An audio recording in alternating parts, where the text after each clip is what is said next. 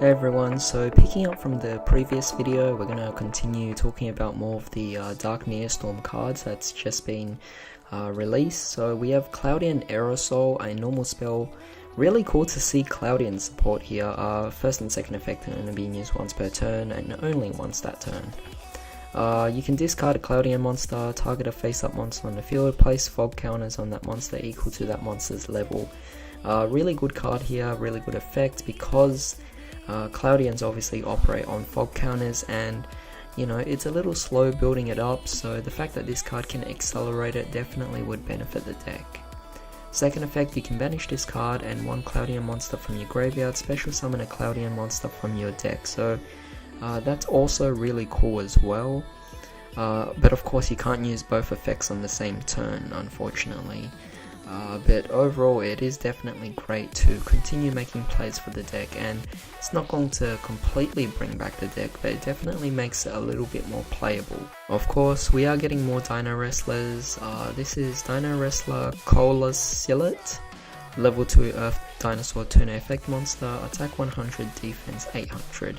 If you control no monsters, you can special summon this card from the hand. If you do, it cannot be used for a link summon except for the link summon of a Dino Wrestler link monster.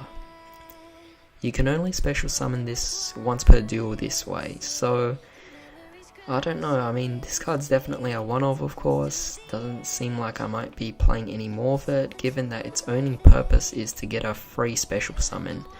But aside from that, it is a tuner monster, so you know, obviously we gotta expect a synchro monster. And we have Dino Wrestler Yugioh Spinosavat, so a level 8 Earth Dinosaur Synchro Effect monster, 3000 attack, 0 defense, Dinosaur Tuner and any non-tuner. This one has 4 effects, so again, just like the Dino Wrestler Fusion monster we went over in a different video, which had 5 effects, this one seems to be following that same trend. First effect, if this card battles, your opponent cannot activate spells or traps until end of damage step. And second effect, while this card is face up in a monster zone, your opponent cannot target other monsters for attacks. Third effect, once per turn you can target a monster your opponent controls, destroy that monster. Fourth effect, if this card was destroyed by battle or card effect, you can destroy one other card you control instead. So not too bad of a card at all, actually an improvement compared to the fusion. I think I saw this card being used in the duel between Go and Earth, so really cool to see that this card's finally out, but of course Dark Neostorm is still a long way away from being out, so definitely going to be very exciting to see this. If you guys are wondering, yes, I am working on my Dino Wrestler deck, so do expect a deck profile coming soon. Next we have Neo Flamvell Lady, level 4 Fire Pyro Effect Monster, 1600 attack, 200 defense. First effect only once per turn. First effect, as a quick effect you can send a fire monster from your hand to the graveyard, target one card in your opponent's graveyard, banish that card. Not too bad, but I guess you want cards in the graveyard, so it's not bad, but of course it's a nice extension. And it's a quick effect. Second effect, if a card in your opponent's graveyard is banished while this card is already face up on the field, you can send a fire monster with 200 or less defense from your deck to your graveyard, except this card. Obviously that's going to be great because the first and second effect both synergize with each other. Made a quick judgment on the first effect without reading the second effect, but seeing both effects, this is actually quite a great card because a lot of the Flamvell cards obviously activate their effects in the graveyard. I remember playing Flamvells back then to go into Red Nova Dragon and even Quasar at the time as well, and seeing this card's definitely a great card to turbo that out a little bit further. So next we have Goki Blade Ogre. Now I really didn't expect Gokis to get more support. Of course there's another filler character or like a non-main character playing Gokis as well, but you don't really expect new cards to come from them. But we do have a Link 3 Earth Warrior Link Effect monster, Goki the Blade Ogre, attack 2400, link markers pointing top, bottom left and bottom, Materials, 2 or more Goki monsters. First effect, gains 300 attack for each monster this card points to, so potentially can be at a total of 3300. Second effect, once per turn you contribute 1 monster on either player's side of the field this card points to. This card can make a second attack during each battle phase this turn.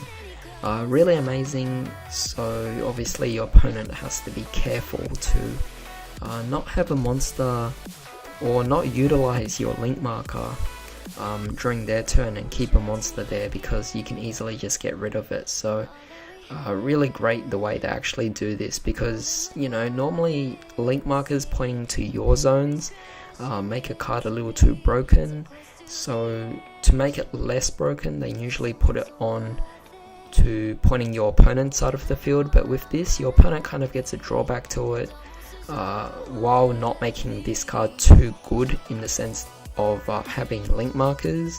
So yeah, I think this card's pretty great. And of course, another link monster, Goki Solid Ogre, another link 3 Earth Warrior effect monster, 2400 attack again. Links to the top, left and bottom. Materials, 2 or more Goki monsters, no surprise there. First effect, cannot be destroyed by battle or card effect while it points to a Goki monster. Great card. We normally have Goki monsters being destroyed and having no protection, which makes sense. They have effects that go off when sent to the graveyard, but of course in this one it seems to have a protection. Second effect, once per turn, quick effect, you can target a Goki monster in your main monster zone except Goki the Solid Ogre. Move that card to a main monster zone that this card points to. Very interesting.